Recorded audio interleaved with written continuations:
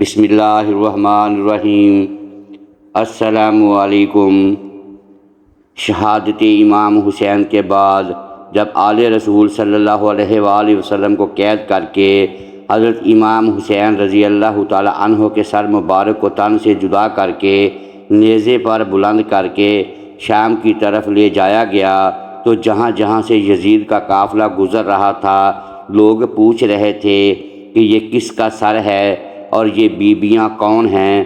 جس کو بھی معلوم ہوا کہ یہ رسول اللہ صلی اللہ علیہ وآلہ وسلم کا خاندان ہے تو ہر کوئی دل ہی دل میں ان ظالموں پر لعنت کرتا رہا، اور کوشش یہ تھی کہ یہ لائن ہمارے شہر نہ رکیں۔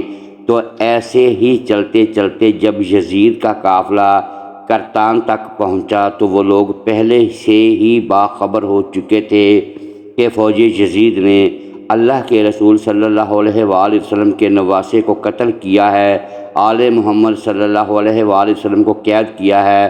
تو انہوں نے اپنے شہر کے دروازے بند کیے ہوئے تھے۔ قافلہ شہر کے باہر رک گیا اور درخت کے سائے میں یزید کے سپاہی سونے لگے۔ جب رات ہونے لگی تو راہب قریب آتا ہے اور دیکھتا ہے کہ ایک نورانی سر ہے جس پہ آسمان سے فرشتے آ کے سلام کر رہے ہیں، اور وہ سر قرآن کی تلاوت کر رہا ہے۔ جیسے ہی واپس اپنے گھر گیا پوری رات سوچتا رہا کہ یہ کس مقدس ہستی کا سر ہے۔ بس فوراً صبح آ کے سپاہیوں سے پوچھنے لگا کہ یہ کس ہستی کا سر ہے۔ فوج یزید نے کہا کہ یہ حضرت امام حسین رضی اللہ تعالی عنہ ابن علی کا سر ہے۔ تو اس نے پوچھا کہ کون حسین؟ اتنے میں شمر کہنے لگا، حسین فاطمہ کا بیٹا محمد کا نواسہ۔ وہ چیخ کے زمین پہ بیٹھ گیا اور کہنے لگا کتنے بدبخت ہو، اپنے رسول کے نواسے کو ہی قتل کر دیا، اور یہ عورتیں کون ہیں؟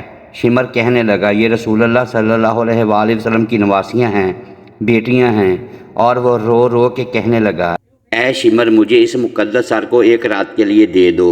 شمر کہنے لگا یہ قافلہ شام جا کے رکے گا کیونکہ ہمیں یزید سے بہت بڑا انعام ملنا ہے۔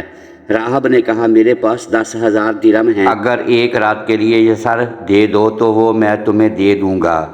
سب آپس میں صلاح مشورہ کرنے کے بعد اس بات تک آ پہنچے کہ ایک رات اور رکتے ہیں۔ بالآخر ان ظالموں کو 10,000 درہم دے کے راہب حضرت امام حسین رضی اللہ تعالی عنہ کا سر لے کے اپنے گھر آ گیا اور ایک پتھر پہ آ کے اس سر کو رکھا اور زاروں کی طرح رونے لگا۔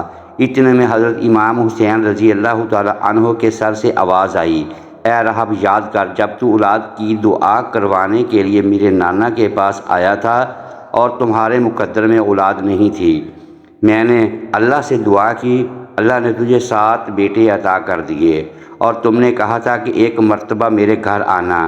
اے راہب آج میں حسین تیرے گھر آ ہی گیا۔